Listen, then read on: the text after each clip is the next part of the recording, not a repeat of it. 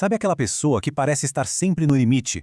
Alguém que seduz, que manipula ou que simplesmente suga toda a sua energia? Pois é, hoje a gente vai mergulhar na obra Psicopatas do Cotidiano para tentar decifrar essas personalidades, que são, digamos, bem complexas e que estão muito mais perto do que a gente imagina.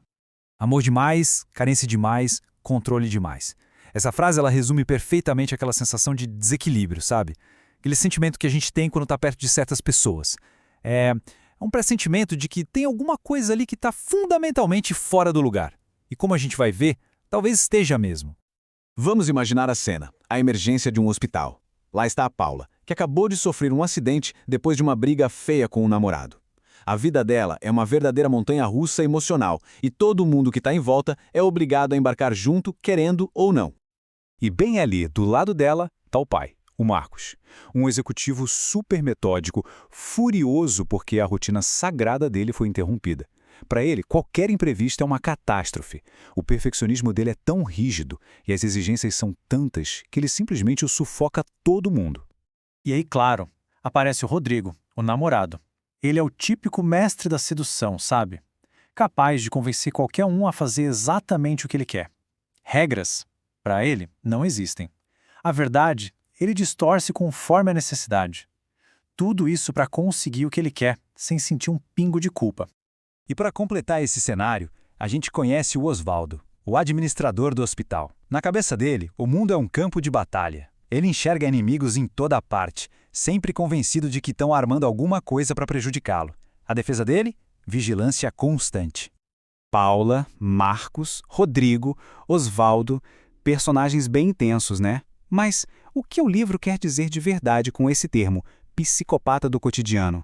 Se prepara porque a resposta, muito provavelmente, não é o que está passando pela sua cabeça agora.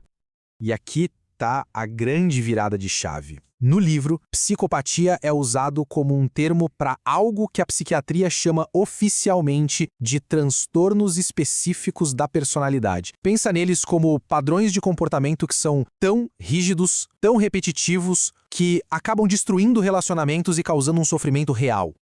E olha, é fundamental entender isso aqui. A gente não está falando de assassinos em série, nem de pessoas que perderam contato com a realidade. A gente está falando de indivíduos comuns, do dia a dia, cuja maneira de ser e de agir torna a convivência com eles um verdadeiro desafio. Para a gente entender de verdade esses transtornos, a gente precisa dar um passo para trás. Afinal, o que é personalidade? Como ela se forma? A psicologia moderna nos dá um mapa bem interessante para isso.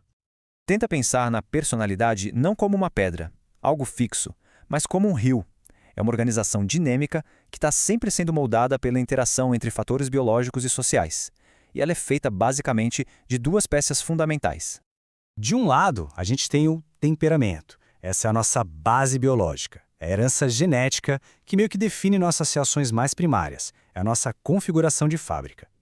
Do outro lado tem o caráter, a parte que é esculpida pelas nossas experiências de vida, pela cultura, pelo ambiente. É na dança entre esses dois que a nossa personalidade única vai se formando. Mas onde é que a gente traça a linha? Quando um traço de personalidade deixa de ser só uma peculiaridade, um jeitinho, e vira um problema de verdade? A resposta está em duas palavras: rigidez e prejuízo. Um traço se torna patológico quando ele é tão inflexível, tão duro, que a pessoa simplesmente não consegue se adaptar. É quando esse jeito de ser começa a causar um sofrimento de verdade, seja para a própria pessoa ou, o que é até mais comum, para todo mundo que está em volta dela. Lembra da Fernanda, a personagem tímida e insegura? No caso dela, esses traços foram levados a um extremo que não funciona. Eles paralisam, sabotam os sonhos dela e criam uma ansiedade que não vai embora. É exatamente aí que uma característica comum cruza a linha e vira um transtorno. Mas esses comportamentos não são vistos como uma coisa aleatória pela ciência, não. A psiquiatria moderna criou um sistema para organizar tudo isso, agrupando os transtornos por características em comum. Isso nos dá um mapa para navegar nesse território tão complexo. Essencialmente, esses transtornos são organizados em 3 grandes grupos, que também são conhecidos como clusters. Cada um deles junta personalidades que têm uma vibe parecida, digamos assim. Vamos dar uma olhada. No grupo A, a gente encontra os excêntricos. São pessoas que parecem viver num mundo só delas, muitas vezes desconfiadas ou isoladas. O grupo B é o dos dramáticos e emocionais. Aqui a intensidade reina, com muita impulsividade e instabilidade. E o grupo C reúne os ansiosos e temerosos, cujas vidas são basicamente governadas pelo medo e pela insegurança. E agora, vamos conectar os pontos. Lembram dos nossos personagens lá do início? O Osvaldo, o administrador super desconfiado, é um exemplo clássico do grupo A. Já a intensidade e a impulsividade da Paula e do Rodrigo colocam eles direto no grupo B. E a ansiedade que paralisa a Fernanda se encaixa perfeitamente no grupo C.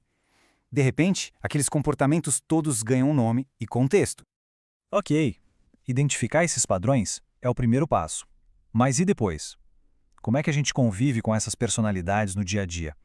Qual é, na prática, o maior de todos os desafios? E aqui está o pulo do gato, ou melhor, o grande obstáculo. Na maioria das vezes, a pessoa com o transtorno não se enxerga como problema.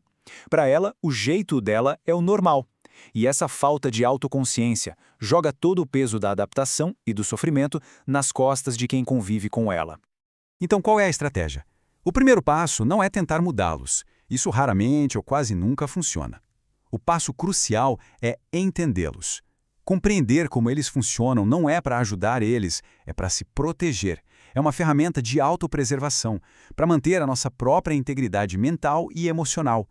E tudo isso nos deixa com uma reflexão final, né? Onde que termina uma personalidade que a gente só considera difícil e onde começa um transtorno de verdade? A resposta está na rigidez e no sofrimento que ela causa. Mas talvez a pergunta mais importante não seja sobre os outros, e sim sobre nós. Como é que a gente está protegendo o nosso próprio bem-estar ao navegar por essas relações tão complexas?